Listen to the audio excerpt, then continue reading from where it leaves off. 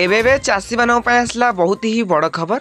नुआखाई मिल CM किसान टंका चाषी खाता को टंका पठाइबे मोहन सरकार। तेबे नुआखाई अवसर में चाषी को मिल सीएम किसान योजना टंका एथि नुआ सरकार प्रस्तुति चूड़ांत पहुंची। एसबू भितर चाषी मानक गोटे भल खबर आसी जहाँकि सेप्टेम्बर 8 रे पड़ुवा नुआखाई अवसर में सीएम किसान टंका देवाक जाउछंती नुआ सरकार। एथि प्रस्तुति चूड़ांत पर्यायर पहुंची एवं मंजूर पर मुख्यमंत्री निकट को फाइल पठाଯିବ ବୋଲି सूचना मिली।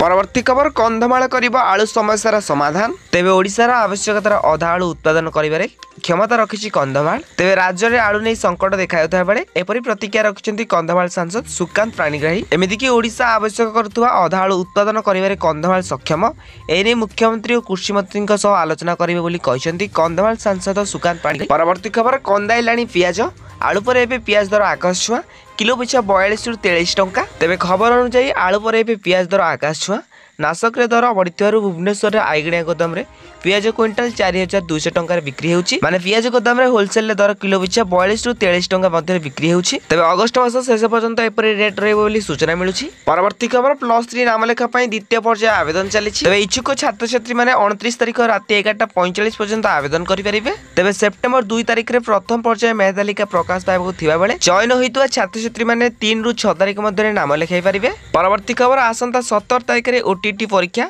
बोर्ड और वेबसाइट रे पाई परिबे एडमिट कार्ड। तबे आसंता 17 तारिख रे ओटीटी परीक्षा ओटीटी ओडिशा टीचर एलिजिबिलिटी टेस्ट माध्यमिक शिक्षा परिषद परिचालना करुछि। एही परीक्षा बोर्ड रो वेबसाइट www.bscodisha.ac.in रे उपलब्ध हेउछि एडमिट कार्ड। तबे राज्य रो 430 परीक्षा केंद्र रे हेउछि परीक्षा। तबे दुईटी सिटिंग रे हेबो ओटीटी परीक्षा।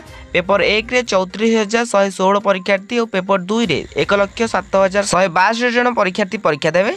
परवर्ती खबर खसिला share market Hindenburg research report पर स्टॉक मार्केट रे हलचल खसिला एवं आदानी को शेयर। तेबे शेयर बाजार रे आदानी शेयर रे बड़ प्रभाव देखा मिली। एबेर खबर सुधा आदानी ग्रुप रे 70% हास होइतरा जଣା पड़िछि। परवर्ती खबर भत्ता को नहीं नवीन को विस्फोरक बयान। तेबे राज्य में भत्ता प्रसंग को नहीं विरोधी दल नेता विस्फोरक बयान कथा काम समान न रखिले टार्गेट करिवे बीजेडी। राज्यर शासक दल तांकर प्रतिश्रुति अनुसार मधुबाबू पेंशन योजनार भत्ताधारी को 3000 ରୁ 3500 टंका पर्यंत भत्ता देवाई प्रतिश्रुति देइथिले किंतु घोषणा अनुसार यह पालन करा जाउ नाही। यह एक प्रकार समस्त भत्ताधारी छलना कराइछि बोली नवीन पट्टनायक कहछंती। परवर्ती खबर 14 रे प्रबल वर्षा 14 तारिख रु पुणी वर्षार परिमाण बढ़िबो। किछि स्थान रे हालुका मध्यम धरण वर्षा होथिबा बेले किछि स्थान रे प्रबल रु अति प्रबल वर्षा होबार आशंका रहिछि। शनिवार भुवनेश्वर आंचलिक पाणीपाग विज्ञान केन्द्र पक्ष मनोरमा महांती सूचना देइछंती। 14 तारिख में मयूरभंज बालेश्वर और केन्दुझर प्रबल वर्षा नहीं येलो वार्निंग जारी कराई। 15 और 16 तारिख में उत्तर ओडिशा रे प्रबल वर्षा अर्थात 70 ରୁ 110 मिमी रे वर्षा होबार संभावना रही। तेणु यह 2 दिन सतर्क रहा कहु येलो वार्निंग जारी कराई।